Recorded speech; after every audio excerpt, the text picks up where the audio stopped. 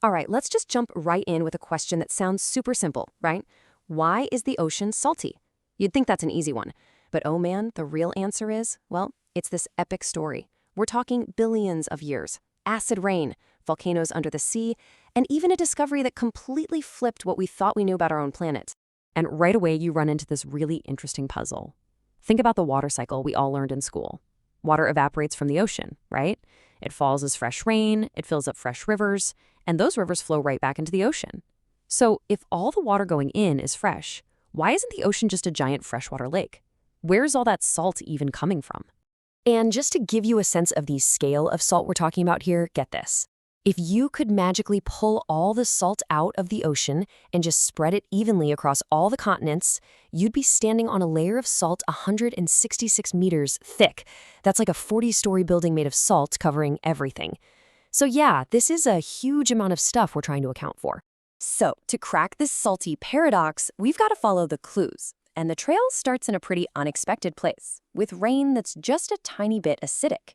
From there, it's going to take us miles under the ocean to these insane superheated vents that, get this, scientists had no idea even existed until pretty recently, back in 1977.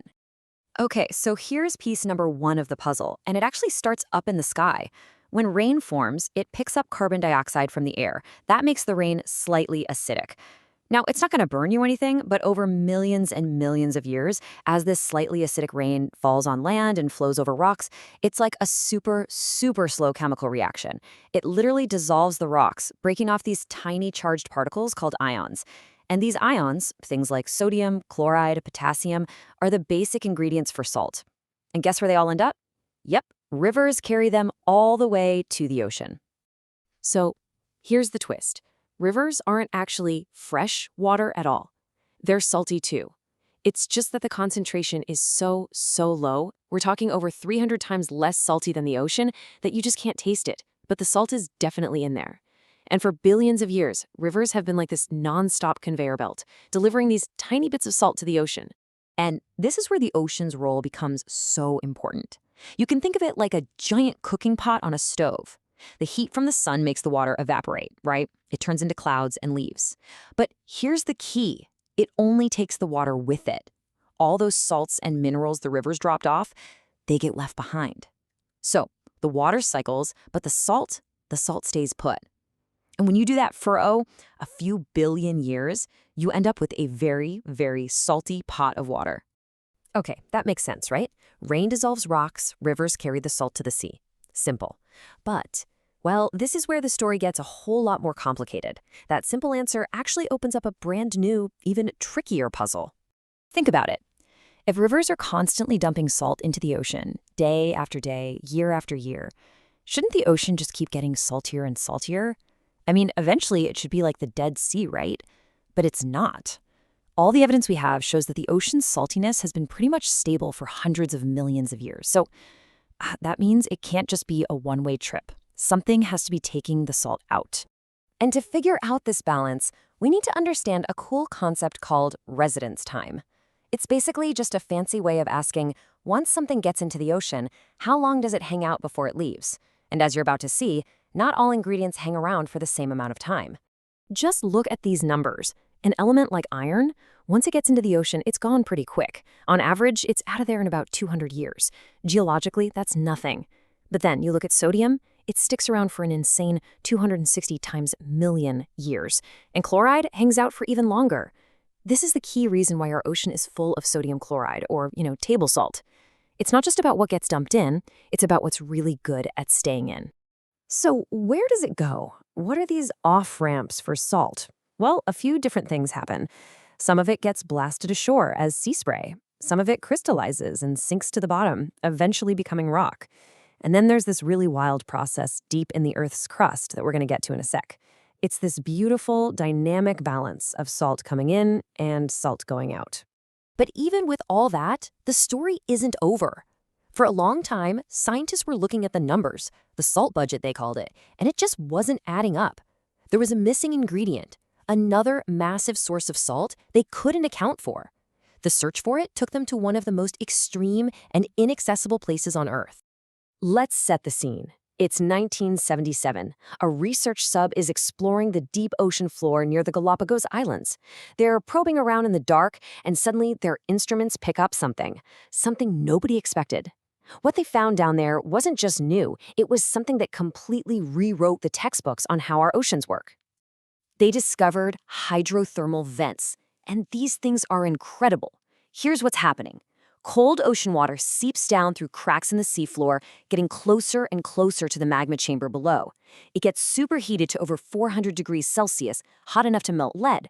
At that temperature and pressure, the water starts having these crazy chemical reactions with the rock, stripping out all sorts of minerals. Then, this super hot, black, mineral-packed water shoots back out into the ocean through these giant chimney-like vents. They call them black smokers.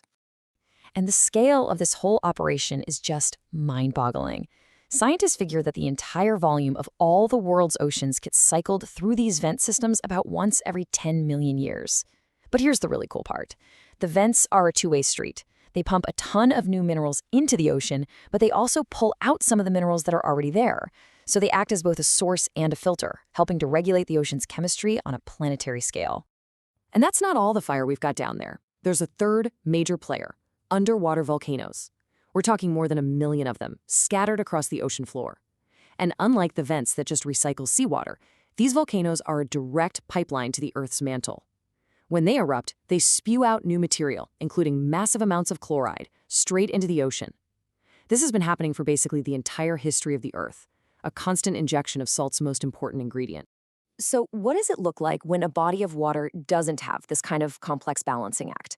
Well, a perfect example is the Dead Sea. Rivers flow in, but there's no way for the water to flow out. The only escape is evaporation, which, as we know, leaves all the salt behind. And the result? The Dead Sea is almost 10 times saltier than the ocean. On the flip side, you have the Great Lakes. They have an outlet, the St. Lawrence River, which is constantly carrying minerals away and keeping the water fresh. The ocean doesn't have a simple drain like that. Its balance comes from all those complex geological off-ramps we've been talking about. Okay, so we've pretty much covered the how, the rain, the rivers, the vents, the volcanoes, but that brings us to the biggest question of all. So what? Why does any of this matter? Well, it turns out that the saltiness of the ocean isn't just some random fact. It's actually one of the most important things regulating, well, everything on our planet. So we now know that good old sodium chloride, table salt, makes up the vast majority, about 85%, of the stuff dissolved in seawater. And having all that salt in there totally changes the basic physics of the water itself. For one thing, salt makes water denser, and these differences in density between salty and less salty water are what drive the entire global ocean conveyor belt. This is the massive system that moves heat from the equator to the poles, basically regulating the planet's climate. Without it, places like Western Europe would be way, way colder. Plus, salt is a natural antifreeze. It lowers the freezing point of water, which is the only reason the polar oceans can stay liquid, allowing huge ecosystems to exist in the freezing cold. And believe it or not, this whole story might not even be limited to Earth. Take Jupiter's moon Europa. Scientists are pretty sure it has a massive liquid ocean hiding under its icy shell. And what's the leading theory for how it stays liquid and maybe even salty? You guessed it, the very same kind of hydrothermal vents that we only just discovered on our own planet back in '77. So this whole process that seasons our oceans, the stance between rock, water, and volcanic heat, it probably isn't just happening here on Earth. Which really leaves us with a mind-bending question. Could this process, the very thing that makes our oceans salty, be the universal recipe for creating a place where life can begin?